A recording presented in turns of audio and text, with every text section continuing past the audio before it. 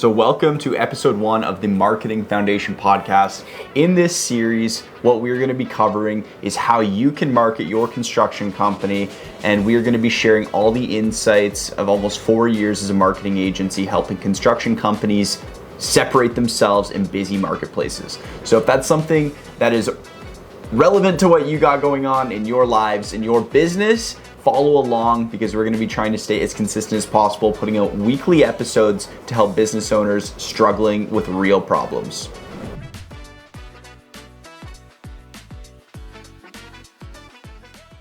So in this podcast, we're going to go over marketing, everything marketing. So what is marketing? Marketing could be perceived as a lot of different things. It could be viewed as billboards, park bench signs, could be viewed as Facebook ads, could be viewed as a newspaper ad.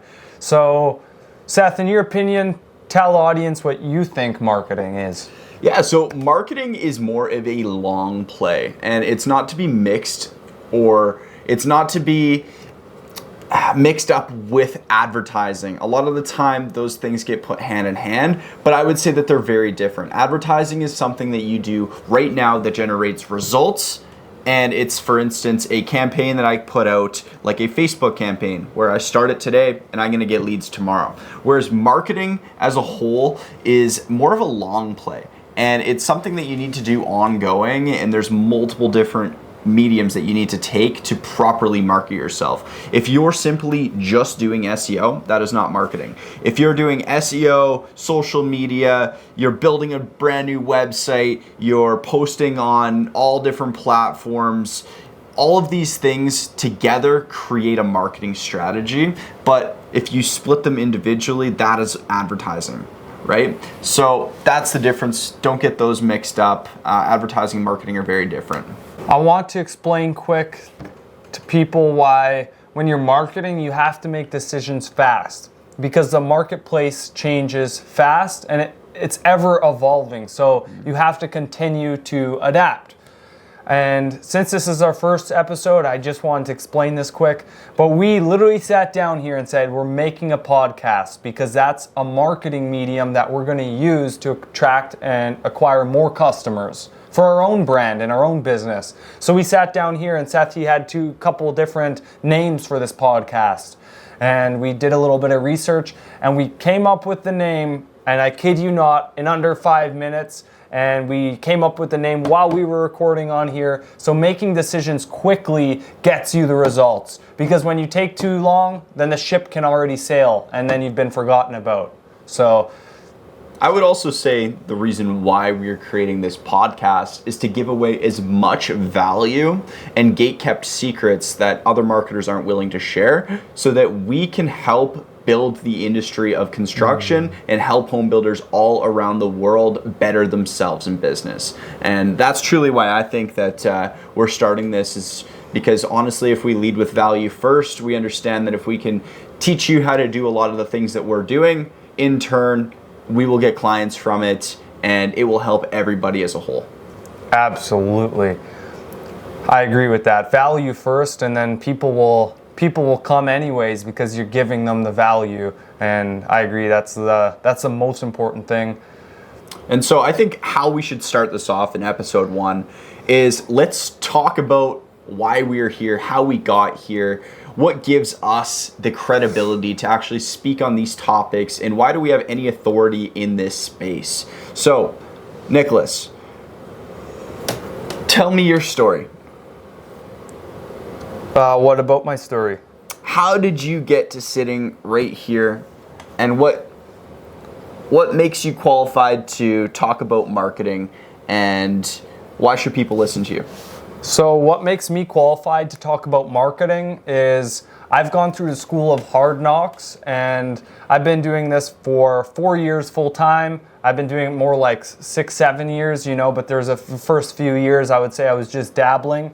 And so when I got into this fully, I put all my chips on the board and I went all in. And the reason you should take what I say and use it is because I started my first business in marketing and absolutely failed. And it was not a failure, it was a learning lesson. that was my tuition to get good. So I've already been through the failures, the mistakes, and I've learned a lot of lessons. And obviously, failure is inevitable, but I'm the kind of person that always shows up, gets the job done, and I'm always learning, adapting, and being innovative. And so that's the reason that you should take this information from me, is because I've already been through the failures. I'm not giving you fluff, I'm giving you the real deal, because I know what worked for me and what didn't work for me. And trust me, every mistake that's possible to be made, I feel like I've made it. So that's kind of my story and my journey over the last 4 or 5 years. We've worked with hundreds of clients, and man, it's been incredible. I love chatting with everybody, solving problems, and that's more or less my journey in marketing. The first company that we built, it was called Cormier Media, and we grew that company significantly. But see, if you don't have the right systems in place or the right processes in place, then you're going to fail. There's a saying: if you don't plan, you're planning to fail, right? And so you need to have the systems in place. You need to have all scopes of your business figured out in order to grow and scale. And so we're continuously breaking those thresholds and continuing to scale. Awesome. And so, yeah, Seth, I want to ask you now, what brought you to this moment? So, very similar story to Nicholas. Obviously, I guess they don't know, but we've been, very good friends for coming on nearing a decade. Yep. Been business partners for almost 4 years. Yep. Almost 5 years. Yeah, this will be our 5th year coming up in January, which is wild. I have a background in construction, so I did a year as a plumbing apprentice, or a year and a half as a plumbing apprentice in school, and then I did a year of concrete, and I learned real quick that I didn't want to work on the tools, but I wanted to stay within the construction industry. There's a lot of opportunity, and it's a very fulfilling work to be in, because you're truly building things that people are using, right? So the satisfaction of seeing a house being built from the start, from just straight land to being developed into a beautiful home of somebody's dreams, is very satisfying. And I've, luckily been a part of that on many occasions, working with over hundreds of different construction companies in the last 4 years. My background in marketing simply comes, as well as Nicholas, the School of Hard Knocks. I didn't go to school. I'm completely self-taught. Straight from when I was 16 years old, I started running Facebook ads, building websites, doing Shopify stores, and that slowly transitioned into working with Nicholas, where we started doing videos, and then we started actually doing work for other clients, and it slowly transitioned into what it is today. Now we're a full-fledged marketing agency, and we do anything from web design to SEO to Google ads, Facebook ads, YouTube ads, email marketing, and everything in between, really. And it really has been an amazing process. And also, to add to the credibility, when I was, I would have been 19 years old. I was the youngest person in Canada to sit on a board of directors for construction associations. So I sat on the board of directors for the Rural Construction Association of Manitoba, also known as CARM. And that gave me a lot of insight on how these construction companies operate. What are they struggling with issues, and how can we truly solve those issues and help them grow? And that has brought so much reality to us as a business, so we can take those problems and truly apply solutions that help. And not a lot of people in the marketing industry can say that they have that background to truly help the people they're working with like we can. And yes, we may be young, but we do have a lot of experience in the industry, truly helping people. And I'm super excited for where we're going in the future. I know it's been a lot of growth in the last few months, and the future is looking significantly bright. And I'm super thankful for all the failures that we've gone through, the lessons that we've learned. But I call them failures, but they weren't really failures if we learned something from them and took a lesson and applied it to the future, because that's how you grow. If you're not failing, you're not learning, right? So yeah, I'm really looking forward to the future. Now let's talk about some applicable things that builders can take and apply to their business, and construction companies can take and apply to their business. Like, what are you finding that our top clients are doing that no other construction companies, builders are implementing in their business? And why do you think that's making them get to the top? The number one things that the top builders are doing and they have implemented, so that's the reason they're succeeding so much right now, is they're not just doing one thing and thinking it's going to revolutionize their business, right? They're not doing just Facebook ads. They're not just doing a billboard. They're doing all of it. They're doing the billboard, social media, Facebook ads, sponsoring local events, sponsoring the Zamboni for the hockey team. You know, they're doing Google ads. They have text marketing, email marketing. So when you get into that company's ecosystem, you can never leave because they've got your information and they're sending you the value, the follow-ups, and the data that you need to make a decision for the person who's going to buy the home. Omnipresence. And so that's what the number one players in the game are doing. They just understand that you need to stay in front of your customers and you can't just use one avenue or one method to get that done. You need to do everything. So that's what the number one home builders are doing.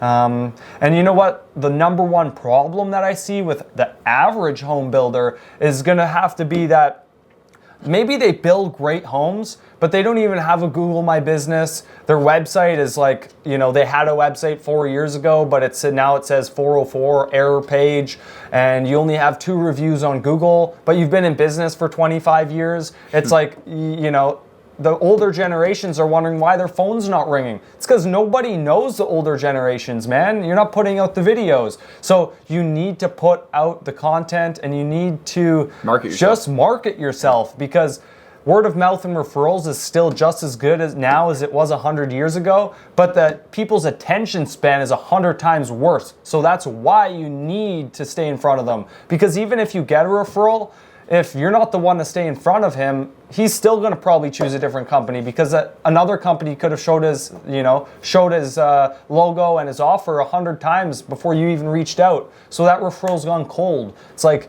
you need to be omnipresent in 2024 and moving into 2025. Yeah, if you're not advertising, you're going to get beat by the people that are advertising, and it's as simple as that. You might not agree with me, and maybe in the short term you'll win, but long term, somebody who's consistently advertising themselves will surpass you, and it's that simple. Now, a few ways that you can advertise yourself. You know, there's lots of ways you can advertise yourself. You know, you can do the radio, you can do mail drops, you can do billboards, you can do Facebook ads, you can do SEO, you can do Google ads. There's so many different ways that you can spend money to advertise yourself. But what we have found has been the most effective way is you, as the owner of the company, get on a video and record yourself saying, hey, it's Seth here from ABC Contracting. If you're looking to build a house or build the house of your dreams in 2025, all you have to do is click on this ad and fill out the form and we'll be in touch. Something super simple like that. And you post that on Facebook, you boost it. If you don't know how to run your Facebook ads properly, that's the best way you can do it. You boost it. That will generate way more results for the least amount of money, you know, compared to putting a billboard up, getting 0 analytics, putting a radio ad up, getting 0 analytics, or doing Google ads. You're gonna pay stupid amount of money for clicks. You will get leads, but they're gonna be more expensive than what you need to pay. And with the Facebook ads, yes, you might get a lot of terrible leads, but how you can actually stop that is asking really qualified questions in your forms. So you ask, what is the buying cycle? How soon are you looking to make a decision? Do you currently own a home? Where are you living?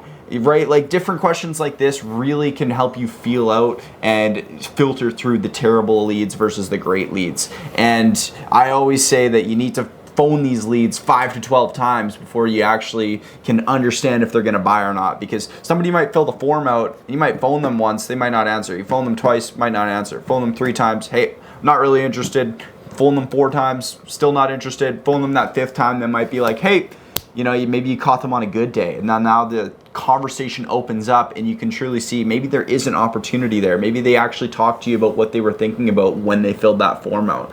So staying in front of them and following up is the best way, but you need to run those video ads on Facebook. And ideally you talk to a professional, whether it's us or somebody on Fiverr, Upwork, or you learn how to do it yourself, but you need to be retargeting them with the ads as well. You know, very simple, make a decision. You also need to hit them with the ad 5 to 12 times for them to click and actually fill that form out. So it's about the consistency. It's not about showing your ad to 1 million people once. It's about showing your ad to 100,000 people 20 times. Really, that's the secret sauce.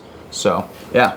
I agree with that, man. And I was thinking while you were chatting there, and I thought about something.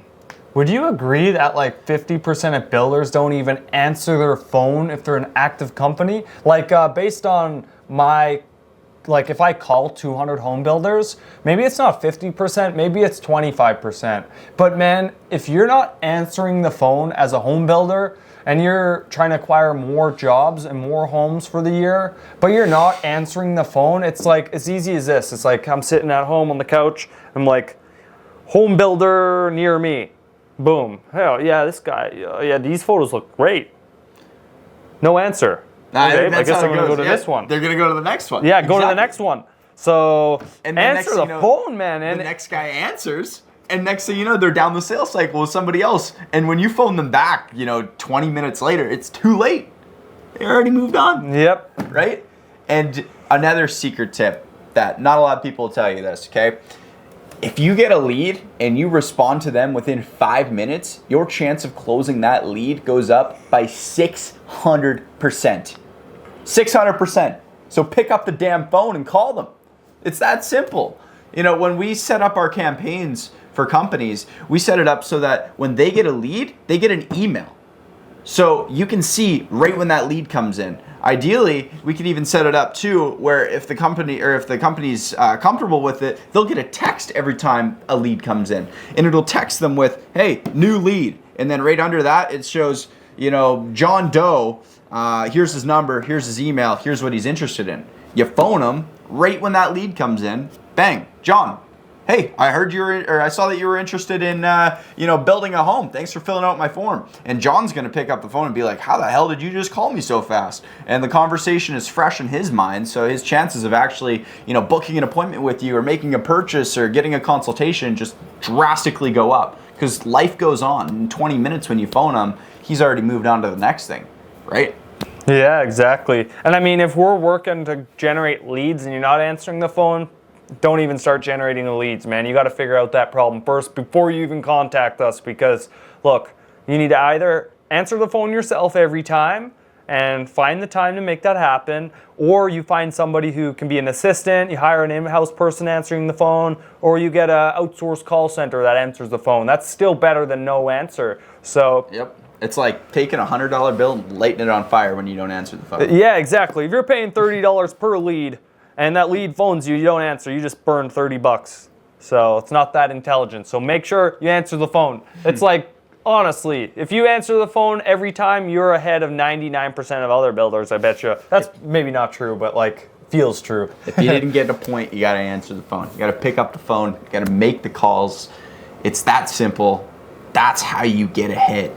And if you don't have an advertising budget, all you got to do is build relationships with other contractors in your area. It's about collaboration, right? Like some of the top dogs that we deal with they're master networkers. What they'll do is, for instance, let's use, I don't know, are we allowed to say the names of our clients on here? No. Probably not. Okay. So for instance, we have this one client, right?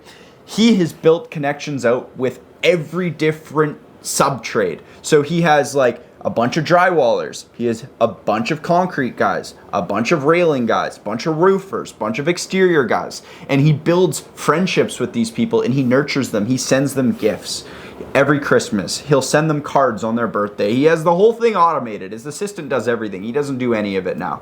But those relationships with those different sub-trades, every time the exterior guy hears that this guy needs a custom home, he's going to refer it to this home builder because this home builder has a great relationship with them. And the same thing goes for all those sub-trades. They all trade work, right? So even if you're not a home builder, say you're a roofer, go and build out relationships with exterior guys, with home builders, with, home inspectors, with different people that are related to your industry. And that's how you're going to get referrals and get more work, right? It's that simple. And when you do finish the work, ask for referrals. Hey, is there anybody else you know that might be interested in getting a roof? I'd be happy to give you 10% off this job if you do. For every name you give me that closes, I'll give you 10% off the job. Boom. Like that simple, ask that not a lot of people are willing to do will generate you a ton of leads. Build out your network and ask for referrals. It's that simple if you don't have money. And if you do have money, do that and the ads. And now you're really rocking.